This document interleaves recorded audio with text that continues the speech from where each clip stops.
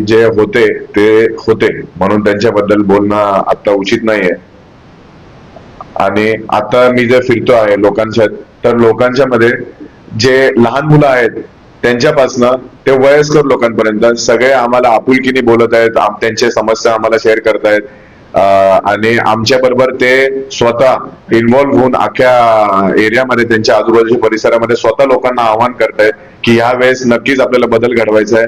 आणि अजितदादांवरती त्यांचा लोकांचा जो विश्वास आहे, गेले 10-15 वर्ष आधी अजितदादांनी जी कामगिरी केलेली आहे त्याच्यामुळं लोकांच्या मनामध्ये राष्ट्रवादी काँग्रेस म्हणजे आपल्या घड्याळासाठी एक सॉफ्ट कॉर्नर नक्की निर्माण झालेला आहे. कारण का अजितदादांना जो विश्वास लोकांनी दिला होता तो विश्वास त्यांनी कायम ठेवलेला आहे आणि ते खरे उतरलेले आहेत त्यांच्या शब्दांवरती. तर नक्कीच अजितदादांच्या कामगिरीमुळं यावेळेस राष्ट्रवादी काँग्रेस पक्षाचा झेंडा महानगरपालिकेत, आपल्या पुणे महानगरपालिकेत नक्की फडकणार आहे, ही मी तुम्हाला खात्री देतो. आमच्या वचननाम्यात प्रामुख्याने तर मी स्वतः एक खेळाडू असल्यामुळं ह्या क्षेत्रामध्ये एक भरीव कामगिरी करणार आहे. मी एक स्पोर्ट्स क्लब निर्माण करायची आमचा संकल्प आहे आपल्या प्रभागामध्ये.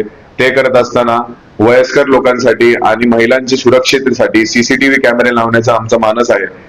गौरव गणेश घुले फाउंडेशनच्या माध्यमातून आपला प्रभाग क्रमांक 20 शंकर महाराज मठ बिबेवाडी ह्या प्रभागामध्ये जवळजवळ 40% एरियामध्ये मी सीसीटीव्ही कॅमेरे आधीच बसवलेले आहेत. खरं सांगायचं गेलं तर पोलिस त्यांचं काम चोखपणे पार पडत आहेत. महिलांचं देखील त्याच्यात सहभाग बराच आहे. यावेळेस आपण बघितलं तर स्टाफ मध्ये मी स्वतः अनुभव केलेले की महिला पोलीस बरेच आहेत. फक्त उणीव या गोष्टीची वाटते की बाबा नगरसेवक एवढा ऍक्टिव्हली रोल प्ले नाही करते. लोकांच्या समस्या स्वतः त्यांनी पोलिसांकडे नेल्या पाहिजेत. कारण काय नागरिक पोलिसांकडे जायला थोडं हिचकतात, त्यांना एक थोडा दडपण येतं पोलिसांपर्यंत जायला. नगरसेवकनी जर हा पुढाकार घेतला तर नक्कीच आपल्या भागातले जे गुन्हेगारीचं प्रमाण वाढलेले आहे ते कमी होताना दिसू शकतं आपल्याला.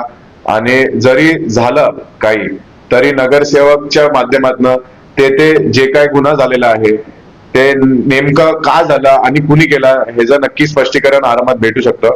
तर हेच पुढं माझा मानस आहे की अशा पद्धतीने काम होईल आणि असं केल्याने नक्कीच गुन्हेगारी कमी होईल आपल्या भागामध्ये. आता जडवाहनाचा तुम्ही विषय घेतला का, मागच्या आठवड्यात पापळ वस्तीमध्ये एक अनर्थ होता टळला, पण ऍक्सिडेंट झाला होता तिकडं. रविवार असल्यामुळे शाळेंना सुट्टी होती म्हणून त्या रोडवरती शाळेंच्या व्हॅन्स वगैरे स्टुडंटची गर्दी कमी होती. पण हा ऍक्सिडेंट झाला का, कारण की महेश सोसायटीचा जो चौक आहे तो बंद आहे. अनेक वर्ष झाली तिकडे काम चालू आहे आणि गेले 6 महिने तर तो रोडच बंद करून ठेवलेला आहे त्यांनी. तर नक्की हे विकास कामाने लोकांचं आयुष्य चांगलं होणार आहे, पण त्याला निदान मर्यादा पाहिजे, किती वेळ जायला पाहिजे त्यामध्ये. गेले 4 वर्ष हे काम चालू आहे. परत ते काम कशा पद्धतीने काम चालू आहे त्याच्यासाठी नगरसेवक किंवा जे तज्ञ लोक आहेत त्यांचे तिकडे राऊंड होत आहेत का, व्हिजिट्स होत आहेत का रेग्युलरली, ते बघायला पाहिजे. उगाच काम दिले आहे आणि काम करतायत असं म्हणून चालणार नाही. त्याच्यावरती जर काम चालू आहे तर त्याच्यावरती रेग्युलरली फॉलोअप, रुटीन चेकअप व्हायला पाहिजे असं मला वाटतं. आणि तरच आपल्या भागाचा विकास हा चांगल्या अर्थी होईल. मतदारांना एकच आवाहन करेल की येत्या 15 तारखेला आपल्याला 4 मतदान करायचे आहेत. अ गटामध्ये 1, ब गटामध्ये, ड गटामध्ये आणि क गटामध्ये.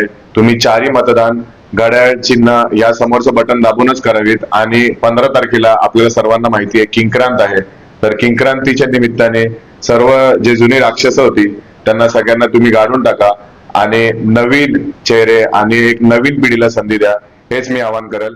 धन्यवाद.